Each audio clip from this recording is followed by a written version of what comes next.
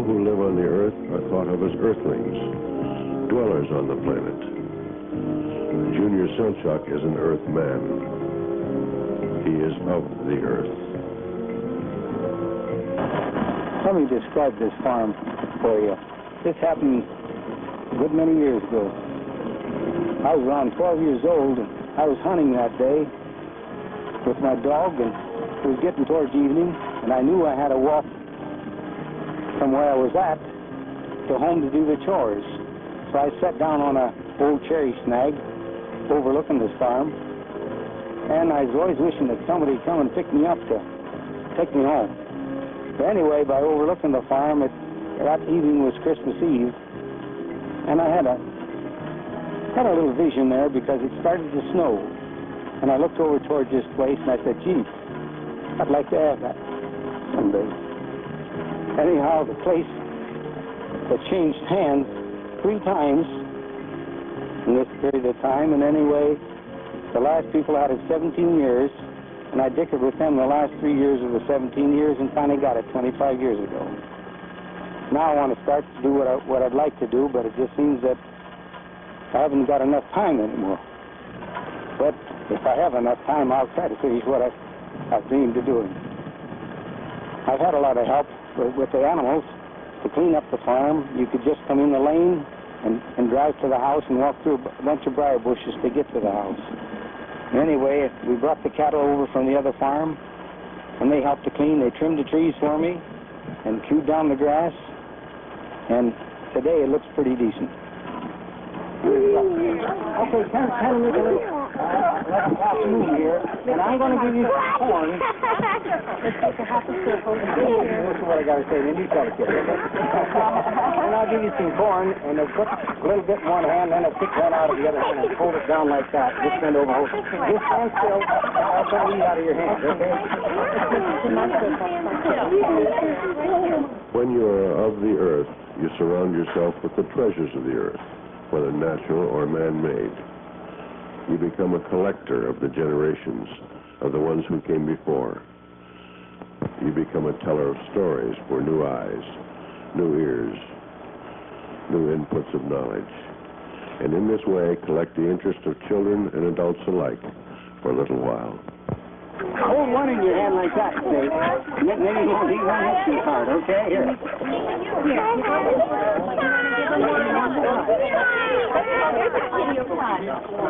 That's it.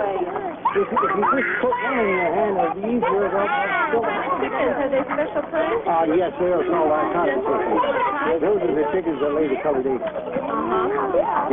My dad was a poultry farmer, but we always had white chickens. Okay. You like the duck?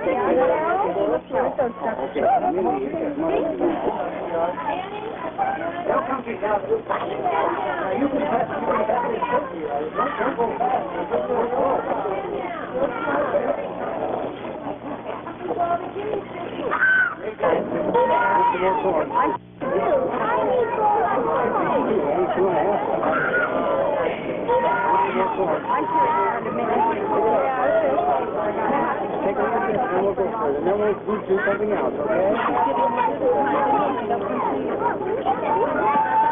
Come on. Here's some more. Here's some more. Yeah. There we go. That much. Let me tell you about the dog here. Sit, Minnie, sit, please. Don't move, guys. Okay. Have you ever seen a dog like that before? No. Okay, she's a full-blooded Australian Shepherd. Okay? She is a cow dog. And in her bloodline is the dingo. That's the wild dog. And some of the characteristics of the dingo is that white eye that she has there. Now, tonight, that eye will turn from white to brown like the other eye. And then when it gets light in the morning, it'll turn back to white. Okay, and the spots that's on her there, the different colors that she has, that's the hyena that's in her bloodline. Okay, now if you just stand back just a little bit here, and I'll see if she'll listen to me. Sit, Minnie, please. Stand back, everyone. Minnie, please. She was hit by a car the other day, and come on, 3 seconds. Okay. Now, sit down. Sit, girl. Okay, what I'm going to do, I'm going to give her, whoop, easy. I'm going to see if she knows what hand that's in, okay? I'm going to put it behind my back, and then I'm going to ask her, what hand's the candy in, Mindy? Please? It's in that hand, okay. See, it's in that hand. Now watch what happens. What hand is it in, Mindy? No, wait, here. Not you. No, wait, Eric. Here, Mindy, what hand is it in? Don't eat the corn. Mindy, what hand is the corn? What hand is it? Okay. Now, you see, she pointed at that hand again. Now, how many like a Tootsie Roll? Me. Would you like to have the Tootsie Roll that she picked out? Okay, you come over here. I don't like it. Here, hold your hand open. What happened? None. And looky here, it's in this hand. That dog put a trick on you, didn't it? Okay, you go back there again. Now, all I have to do is tell her this. All I have to do is tell her this. She can have that Tootsie Roll if she gets it right this time, okay? Okay, Mindy, you can have it if you get it right, okay? Oh, she picked that hand, see? You think it's in that hand now? No. Well, look here. It is. Now, wait a minute. Whoa. Okay, just a minute. We'll give it to the doggy. Wait, I'll let you feed the doggy. Now, wait, stand still. Here. Now, you want to give it to the doggy? Here. Eric, here, honey. Here. Give it to the doggy. Give it to the doggy. See, she won't bite you. I've had other dogs that would take... Well, this is what happened to the other dog I had, see? See that? Doggone, I still got it left in. But she'll do that for me. I know a lot of the children would like to do that with her, too. She has a little tail. Yeah, she has a little tail. They always told me the shorter the tail, the better the dog.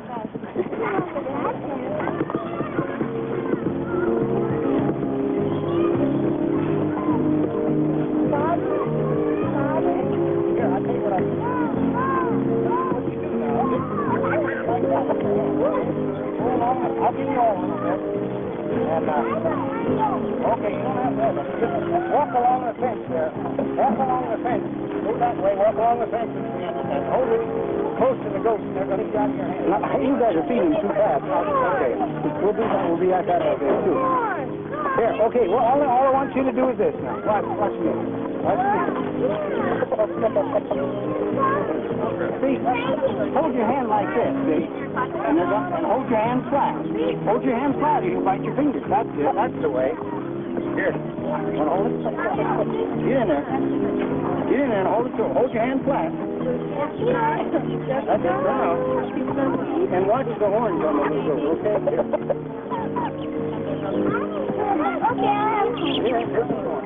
Okay, we're going to have to go then. Okay, come on, let's keep going.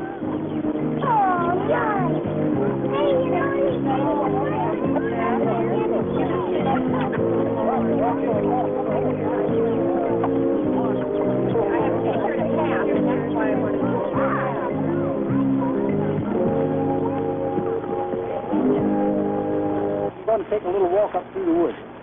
And what I'd like for you to do is to stay on that path that's cut. Because if you get out of that path, something might bite you. Okay? There are things that are real on the path. There's things that aren't real. I want you to use your imagination. I'm standing here for a reason, too. And what I'm going to do, I'm going to stand right here where this little boy is. Can you see something different on that tree? That shouldn't be there? Or what grows on the tree? Candy? Oh, I see it. What do you see? Candy. What kind of candy is it? Candy said it. It's a Tootsie, I think. Okay, it's a Tootsie Roll, okay? I think that Here, we'll give you a Tootsie Roll for that. Now, what I want you to do, when I got through the woods, I never know what's going to come out of my pocket, but I'm going to try to feed you some rabbit pellets today, okay? Would you like to eat some rabbit pellets? Yes. And not only that, I'll try to feed you some coal. And let me explain the rabbit pellets to you. Anything that I give you to eat won't hurt you, okay? If you don't like it, just spit it out, okay? But don't spit it in somebody else. You spit it in the ground, okay? You mean Okay. the little rabbit thing? No, they're not little rabbit things. Okay, some of the teachers will ask you sometimes, is this before the rabbit eater or after the rabbit eater? Okay? Okay, now, this rabbit pellet I'm going to give you to you, it's made out of corn, alfalfa, and oats, and it's ground into a powder and then it's squeezed together. That makes the rabbit pellet, okay? So that's not going to hurt you, okay? Now, the next thing I'll try to give you is some coal, and see if you'll eat that for me. See what coal is all about? Coal is a medicine. Now, if you took these children here to a fair sometime, and you happen to see a little baby pig with his tail straight like my finger, something's ailing that little pig. And if it's curly, it's a healthy little pig. So all you have to do is feed that little piggy some coal, and it'll take 3 to 7 days, and that little piggy's tail will go from straight to curly. And you see what is in that coal, the medicine is sulfur, and that'll take care of what the problem is with that piggy has.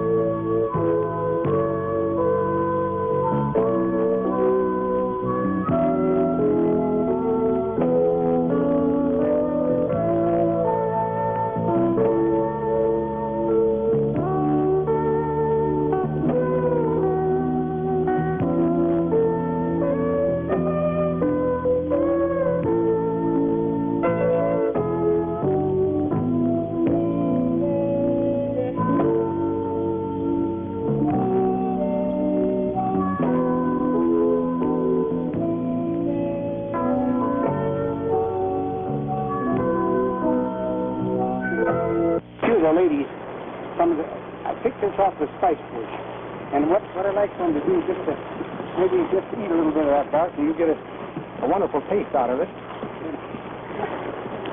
And what we used to do in the old days, Mom would send us out to the woods, especially for Sunday dinner when she had a nice roast preparing. She'd send us out to the woods to find the spice bush and to get a little stick about this size. What she would do is she'd put that in the roast, and it goes all the way through the roast and makes a beautiful, tasty roast, okay?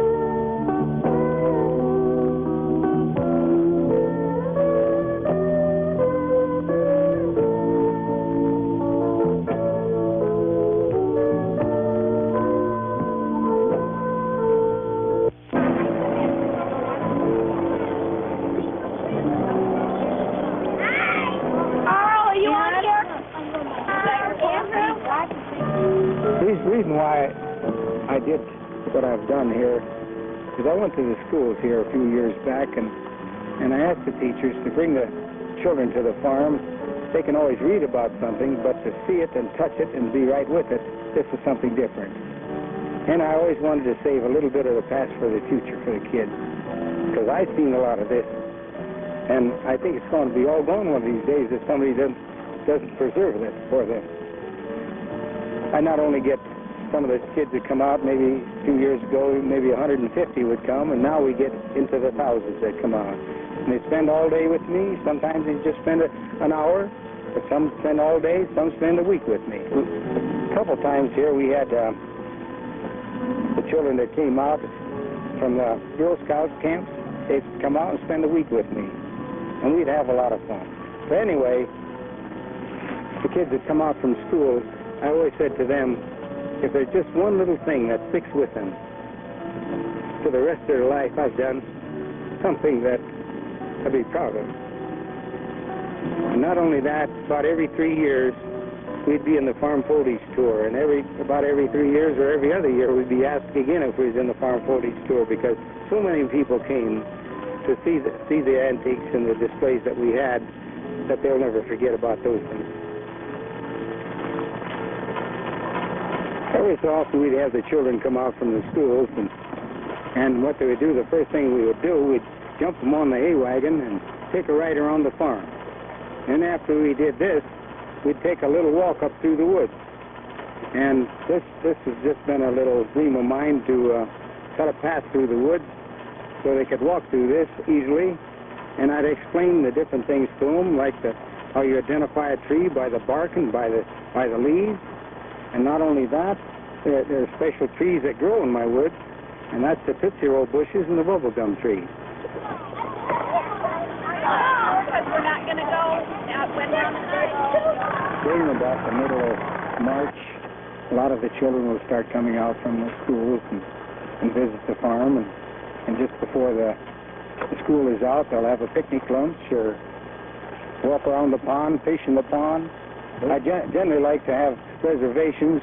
Call me up and let me know you come out to the farm, and we'll set that day aside for you, and we'll show you the things that we have here. Take you on a hay ride, take you on a nature trail walk.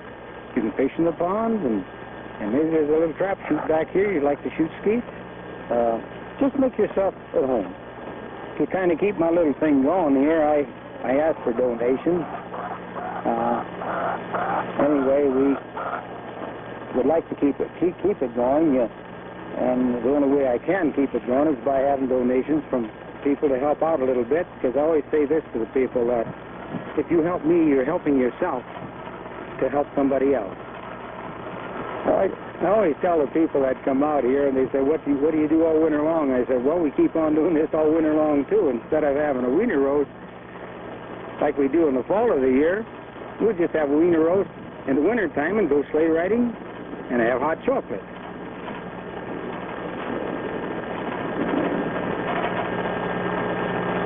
When I see a little child, I can pretty well tell if they're from a broken family or some disturbance at home, because all you have to do is look into their eyes. You can see it there.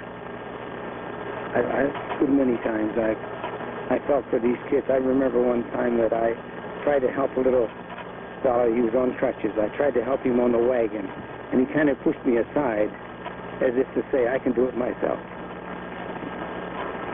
I remember that day, too, I kind of felt a little bit for the fellow, and I had to pick him up, though, and stick him on the tractor seat.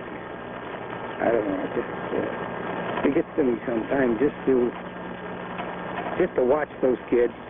I learn a lot from the kids. My father used to know what we did by the end of the day. What we used to do is go in that old outhouse there and put some newspaper together with a lot of corn silk, and then we'd light it. And the harder we'd puff on that thing, the more the flame would come. And anyhow, he could tell by the end of the evening what we'd done that day, because he would check out our eyes and see if our eyebrows were singed. What you see here, this used to be an old apple orchard. You'll see some of the pear trees that are still standing, and notice one that just stopped falling down here. And anyhow, you see apples and pears, a little bit of everything.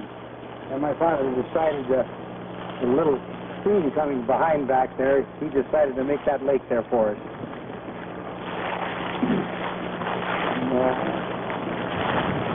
And that old fence, that old rail fence that you see around the picnic area here, that's over 200 years old. We brought that up from Big Springs, West Virginia. And it took my son 3 weeks to get that, because he went to pick it up one weekend, and the young fella said, we can't get it today. And he said, why not? He said, because they're making moonshine on the other side of the hill. That pond that you see down there has been dug by my father. It took him 4.5 years to dig that with a wheelbarrow and shovel.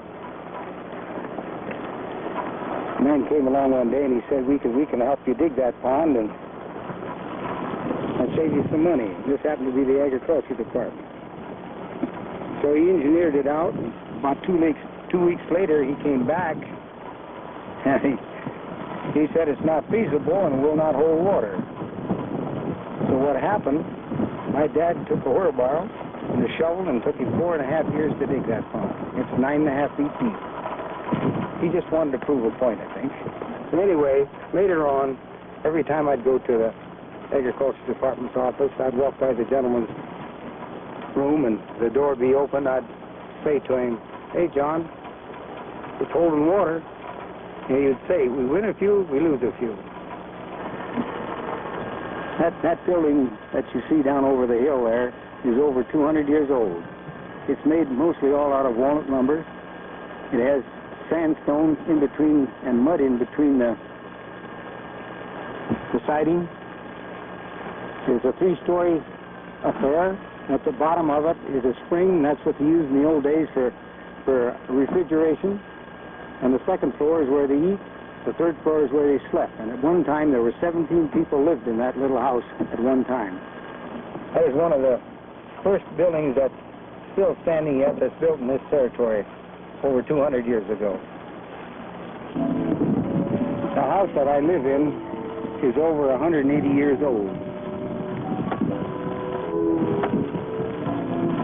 And the barn is over 145 years old. It's been put all together by wooden pegs. That's where I house the cattle and a lot of the antiques and the machinery. And a good supply of storage of hay for the winter feed for the cattle. Someday I'd like to turn it into a museum. The old shed that you see there was built for the store the farm machinery, but somehow the farm machinery had to set outside for a while, and we started gathering old antiques and putting them in there and called it the Silchik Farm Museum. Anyway, we filled that up, and we added an addition to it of a 24 by 60 foot building, and by golly, we filled that up with antiques too. Anyway, someday we'd like to put up a nice big building so we can put this stuff in so you could really see what all this stuff looks like.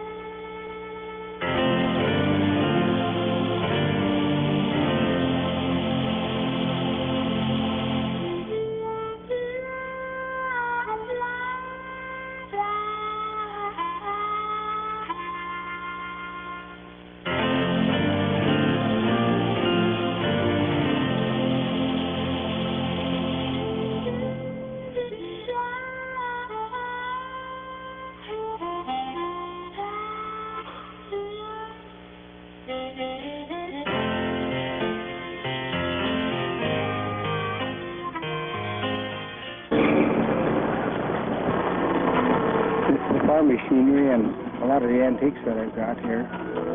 It took me 45 years I've been gathering, and some of them took me as long as 8 years to get. One of the items was an old dump rake that I got in the southern part of Ohio. And this man would never sell me anything because he thought I was an antique dealer. But he happened to come up to my place one day, him and his wife. They drove 200 miles, and I spent 3 hours with him. And anyhow, he said when he went back home to me, he said, "When you're down in our neck of the woods again, stop in. I have something for you." And I got it. And not only that, I had a lot of help with the Amish people. Me and my son, we spent better than 14 years with the Amish people. And they helped me a lot to gather these antiques because they wanted a little bit of their way of life to brush off onto the English child. You see, they're Amish and we're English.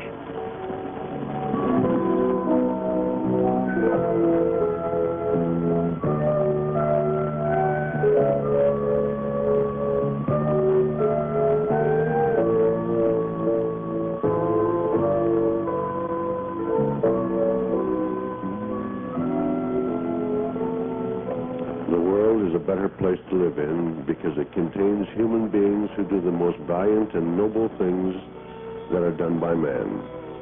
And what they prove to themselves and to others is that man is no robot, no automaton in a routine, but that in the dust of which he is made, there is also fire, lighted now and then by a great wind from the sky. Walter Lippincott wrote these fine words to express his thoughts in his time. There is no doubt there are others about. We know of one, Junior Silchuk, Earthman.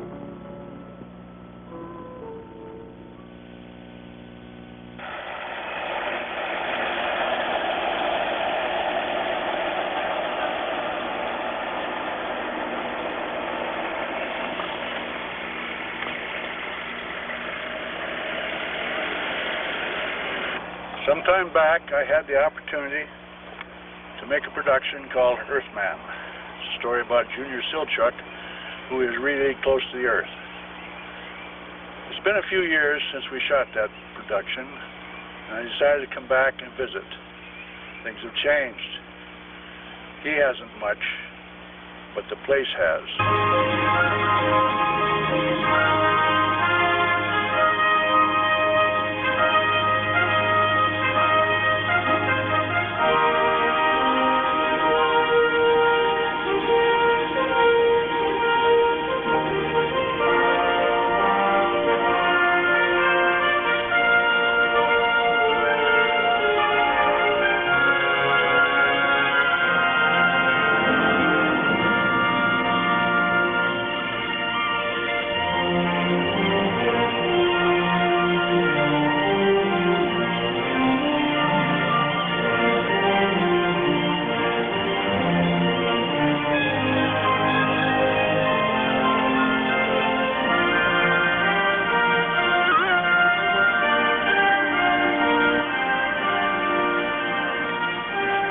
A few years back, my son, he says, Dad, instead of walking around the farm, I'll get you a golf cart. And it's really coming. I said, don't get it. I'd rather walk. But anyhow, I got this golf cart. That's one of the best things I've ever had on the farm. I check the fences and I check the cattle maybe twice a day and just have a good ride. And a lot of people that come out to the farm, they really like to get on the golf cart, and I'll take you right around the farm and show you the things.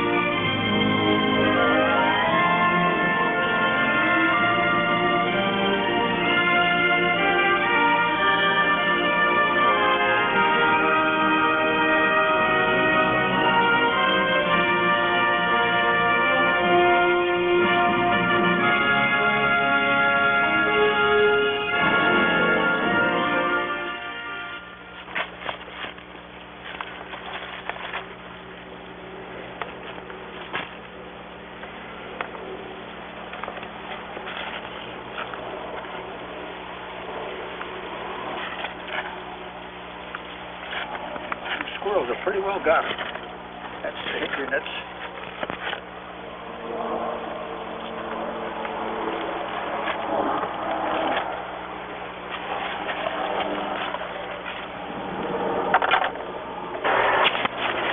On the farm we have quite a few nut trees. We have walnut, butternut, that's kind of rare right now. We have chestnut, hazelnut we have grown on the line fence back end of the farm, and there's special trees in the woods here. We have black oak, white oak, and red oak.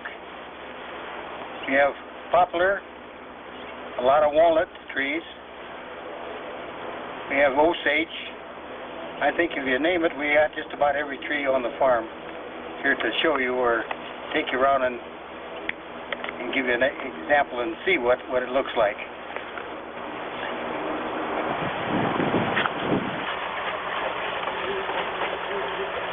There's an old maple. It's really old.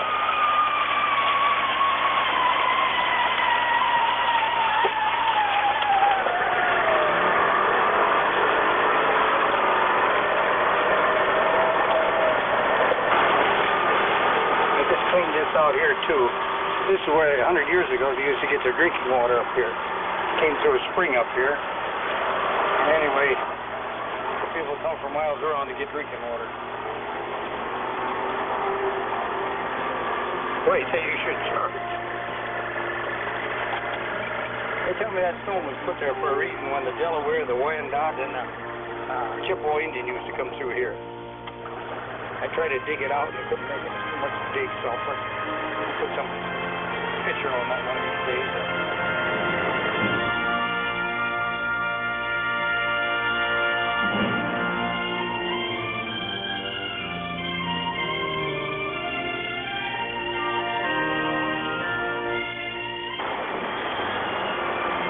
Talk about the cows. Okay, watch them come up here now. Come on! Come on! Come on! Come on! Come on! Come on! Come on! Come on! Come on! Come on! Come on! Come on! Come on! Come on!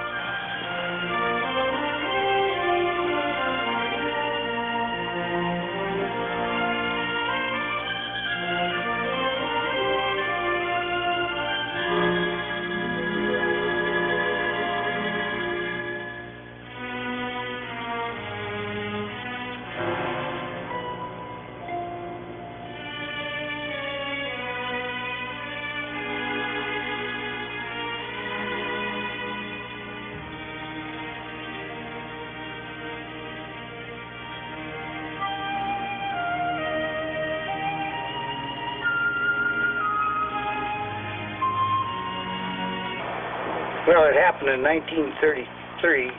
I was one of the first farmers to have beef cattle in Medina County. Right today, I have 40 head, and they're polled Herefords. Herefords originally came from Herefordshire, England, and mostly the Herefords were polled animals at that time. But then along came one that they called a muley that didn't have horns, and they kept breeding that way, and then what happened, if you get a good bull amongst your cattle, it'll take the horns off of the calves. And so far, if you have a good polled bull, it'll take 90% of the horns off the calves. But now and then you'll get a throwback, and when you get a throwback, that means it goes back, they come with horns. But very seldom that happens here. We had 2 or 3 in our lifetime that threw horns from the bulls that we used.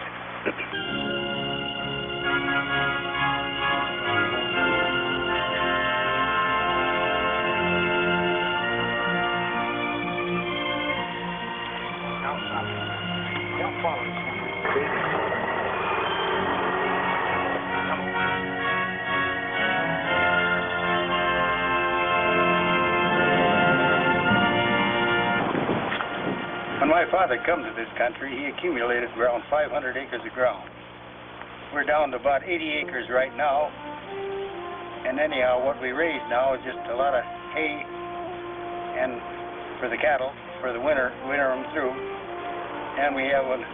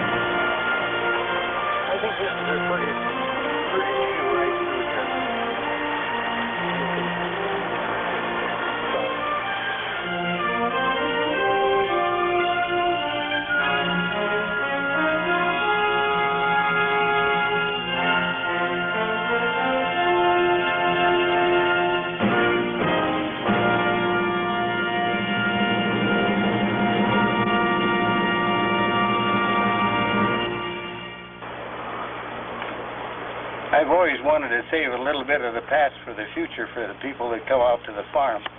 And what we had to do to put all the stuff in the buildings, I started with the old machinery shed. I filled that up. And a few years ago, we built another big machinery shed to put our tractors in. And then we got a kind of a long 104-foot by 38-foot museum full of antiques that we like to show the people when they come out for different outings. Been gathering for 50 years, I have. And my son Jimmy works up north, works at Sault Ste. Marie, Michigan. He does cold weather testing for Smithers Scientific Service, and he brings a lot of stuff home from Canada, the Upper Peninsula. As you can see some of the signs up there. Now there are 13 tractors we have accumulated so far. There's one. This one and another one down at the other shed is the one I did all my farming with when I was a kid. And it's still going yet.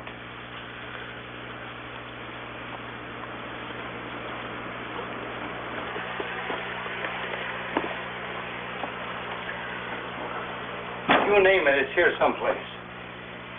If it isn't, we'll find it. We'll get it sooner or later. There's something here that we've got that another man had a Cyrus Eaton. About 25 years ago, Khrushchev came to our country here, and Cyrus Eaton took him out through Illinois and Iowa to show him how we grow our big corn. So when he went back, Khrushchev went back to Russia, he sent Cyrus Eaton 3 of these are wooden horse collars, 3 wooden horse collars along with the troika white horses, and then he would take you a ride on a sleigh in the wintertime. A lot of this stuff you see here, this is the old 548 schoolhouse, part of the building. And some of this over here is the old Rockwell building from Barberton. We put it down in sand about 20-some years ago. Here's some stuff up there that Mr. Moxley, the Medina supply man, when he was in Kenya, Africa, he shot those animals.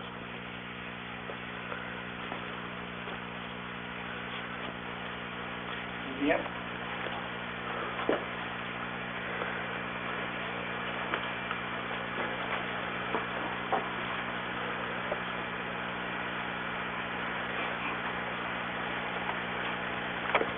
Well, what's interesting about this piece of machinery there, I found this plaque on Beach Road on the other side of Clark's Corners, and I asked the auctioneer to sell it.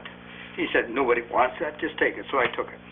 And about 2 years later, we got this, and this was 2,000 miles from what this says here, and that was introduced in the New Orleans World Fair in 1885. Instead of reading it on the plaque, you can read it on the paper there. There's a lot of things here that came off of the farm. A lot of things have been donated to us, and we found these things and bought us a lot of stuff too. A lot of Indian relics.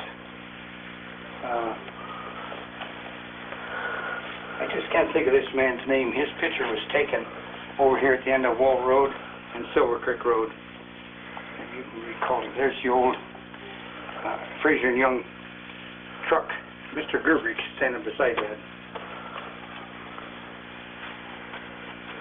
There are so many things in here. A lot of stuff is over 200 years old. In here is a slide projector. Works by candlelight.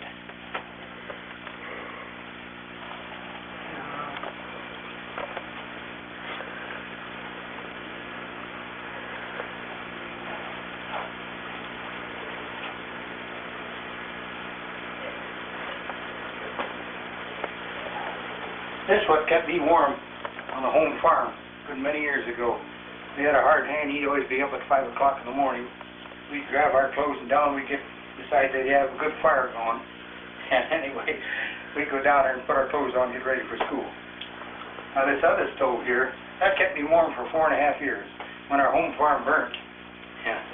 And we'd travel back and forth from some of our relatives to do the farm work.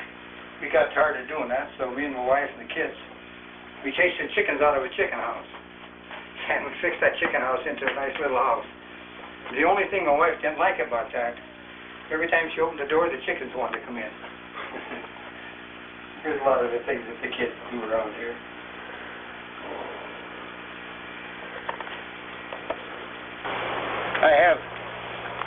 3 children in my family. I have 2 daughters and a son.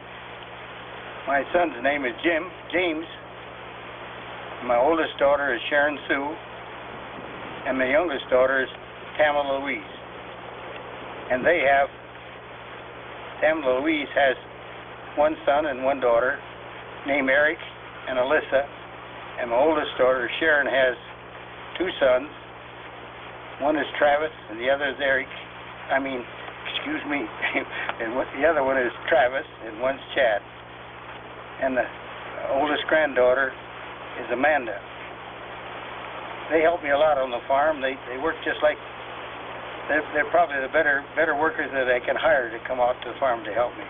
They know just what to do, and you don't have to tell them what to do. My oldest daughter, likes to come out and drive the tractors and kick up the hay and when we're baling. And the rest of the kids, they like to load up the hay on the wagons and bring them in the barn and put them in the mouths for the future feed for the supply for the winter for the cattle.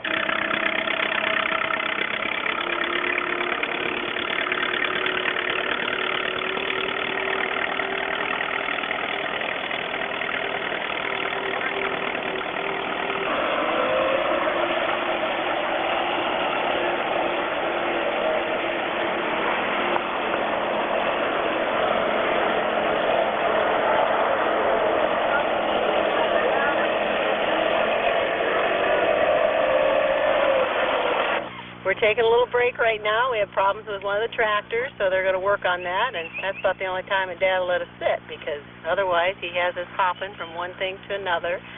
But I've always been on the farm, of course, with him, and when we were small, we were out in the fields. If we rode in the back of the tractor with him, behind the seat, and slept. That's just where we were. But as we got older, we continued to... He grouped us in different categories, I guess, for what we could do, what we could handle. If it was working the hay from along the fence row, at least it was keeping us busy, and it helped. Every little bit helped. So I shouldn't say, but I'll be 50 this year, and Dad will be 80. So I think it's pretty good that we can still come down, and my children are helping with them, and I think it's a good environment. It's a good learning experience. And they get to spend time with Dad, and that's a good thing, because you know how things happen in life. And so this is good, we think. And we don't have Mom here with us, but I feel that at least Dad has filled in that void there and kept them up, that they know what's happening here with everyday life out here. What'd he do? He left you?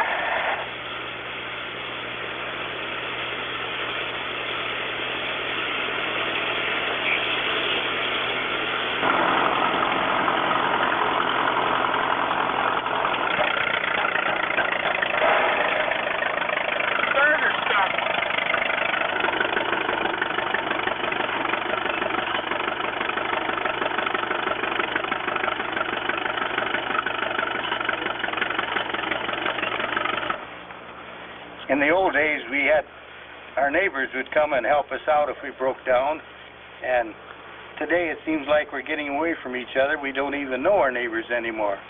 But I have one special fella.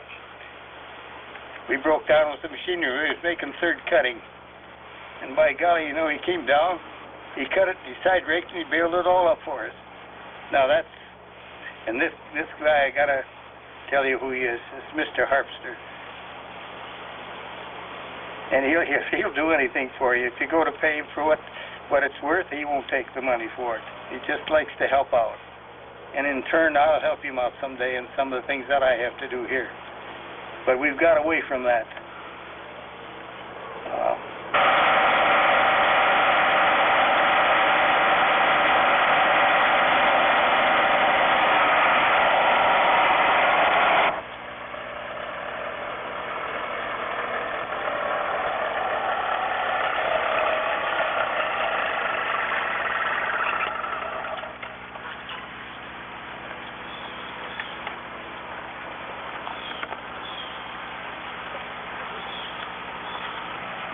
Unraveling moment. I hear the roosters cock-a-doodle-doo awaken the farm, going off by the sunset alarm. I can smell Old Spice linger throughout the house as Grandpa and I get ready to feed the cows. Hand in little hand, we skip out the door, cast under our feet, heading to do chores. My ponytail bounces side to side, pushing up hayseeds and taking them for a ride. Grandpa grunts as he slides the barn door open. I stick out my tongue, trying to imitate him.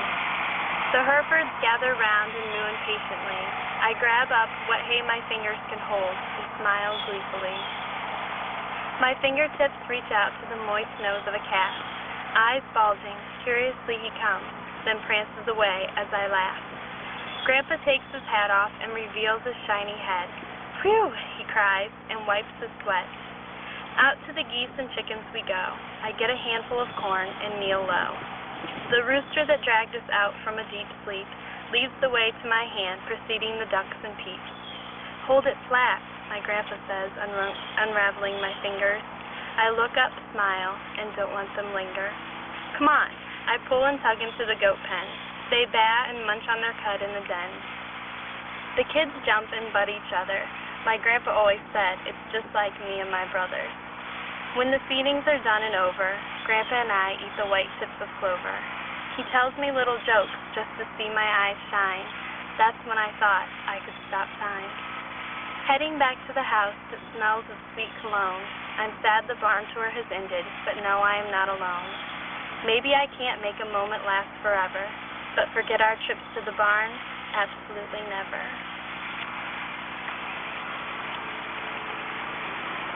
I just picked this stuff up in Michigan, and I bought an old store, went out of business, and then I bought all the showcases and the counters and the miscellaneous stuff there. About 90% of the stuff in this building I got in Michigan, and then basically I collect everything. So I something different. Those are basically different pumps I collected. I probably got 30 or 40. Those are just a few of them. The old pitcher pumps they used to have in the old homes at one time. There's all different types. The rich man, the one that had more money had the copper or brass and the pumps. And the poor just basically had the regular pitcher pumps. Like I said, I got 30 or 40 of those, and those are just a few of them sitting there. So. Like I said, this is basically the stuff I got in Michigan from that old store that I bought. The reason why they were painted, that's all oak. Basically the green and the pink on the old counters and stuff, they just got tired of the oak in those days, so basically they just painted them. Green or whatever oddball paint they had. And most of the showcases looked like this, were all oak. Just one of them wasn't painted, just a countertop, but the rest of them you could see are pink and just an odd color what they had in the store they didn't sell at the end of the year. And those are different furs in the showcase that were got up north. I bought off a trapper. The miscellaneous deer horns and ducks I've collected over the years. And a bit of everything. That fish I bought off an Indian up there, he takes the chainsaw and he whittles that stuff. And he had that in his yard, and he wanted $300, and I thought that was quite a bit.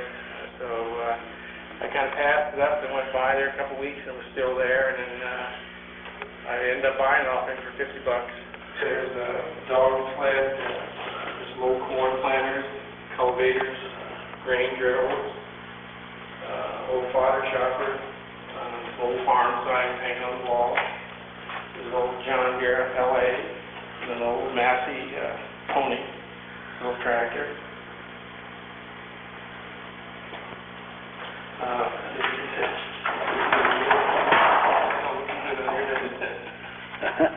You got that? This is an old slave bought in the sale. Got the eagle carved in it. This was a rich man's sled. Because the eagles on the head was carved. Pretty well handmade in those days.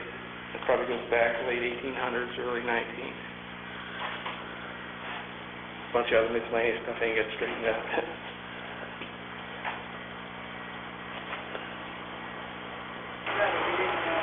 What's outside here is just miscellaneous stuff. Picked up extra gas pumps, bobsled, more farm tools, grinders, benches, signs. Just a bunch of other miscellaneous stuff I haven't cleaned up yet. The gentle breeze kisses my rosy cheeks as I stand on one of the many rolling green hills at my grandpa's farm. A light hint of cow manure lingers its way through the sunny day, but it is overruled by the fragrance of freshly cut hay. This is definitely a place I love to be. As I look down at objects, I can see the windrows of olive green hay with a hint of gold glistening in the bright sun, being side-racked by my grandfather. The acres of different kinds of trees flow off the hillside and reveal the home of nature. I listen to the many sounds of the animals. The birds are singing as they fly over the windrows, catching a grasshopper now and then, and the cats are releasing a sly meow as they wait for their prey to land. The bark of the blue Australian shepherd puppy arouses the geese and guineas squawk. A cow's moo tops off the whole orchestra. The sun is setting, and the pastel rainbow colors flood the horizon. I lay down in the cushiony clovered grass and stare up to the sky. I see the last cloud of the day and try to make an object out of it. A butterfly is what comes to mind. It is free to roam and land on any flower it wants. It's funny that my grandpa's farm is the flower it chose. It's about 15 years ago, Mr. Baldwin come to the farm, and he made a documentary of the farm, and things have changed a lot since then. We put up quite a few buildings and added to our museum, and we have about 40 head of beef cattle that roam the farm, and they're good lawnmowers for us. We don't have to cut the pastures, they mow it for us. And they also trim the trees. We made 2 more ponds on the farm, and we're going to have a bigger lake made. Well, what happened, the man that was supposed to dig the lake, he passed on, and we have to get another excavator in here and hope that he can do a job like the old timer did. Okay, I have quite a bit of help today. My son comes home from work and in the spring of the year and helps to get the hay in it.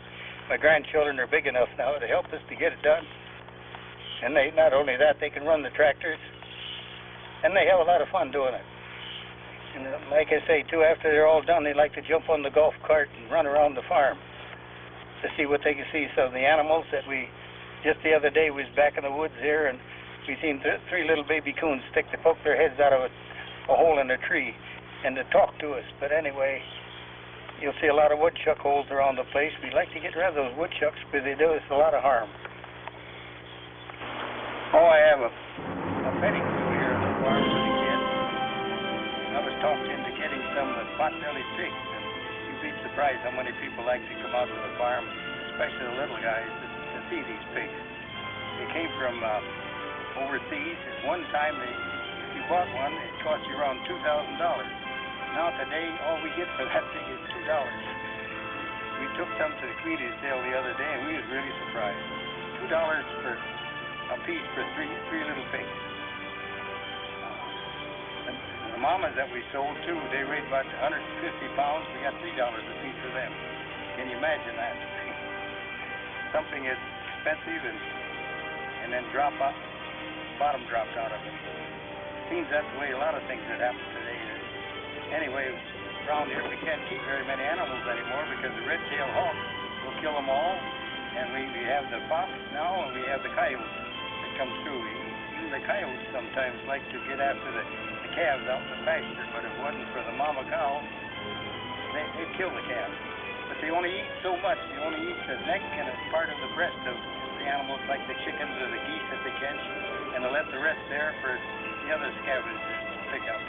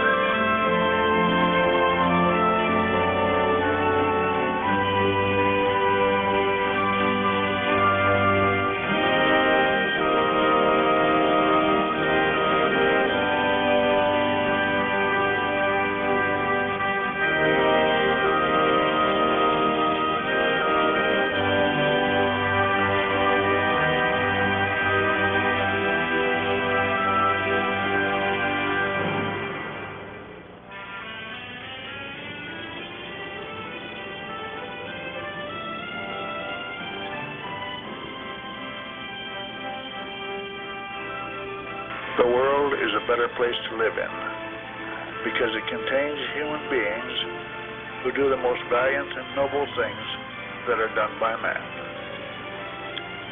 And what they prove to themselves and to others is that in the dust of which he is made, man also has fire, lighted now and then by a great wind from the sky.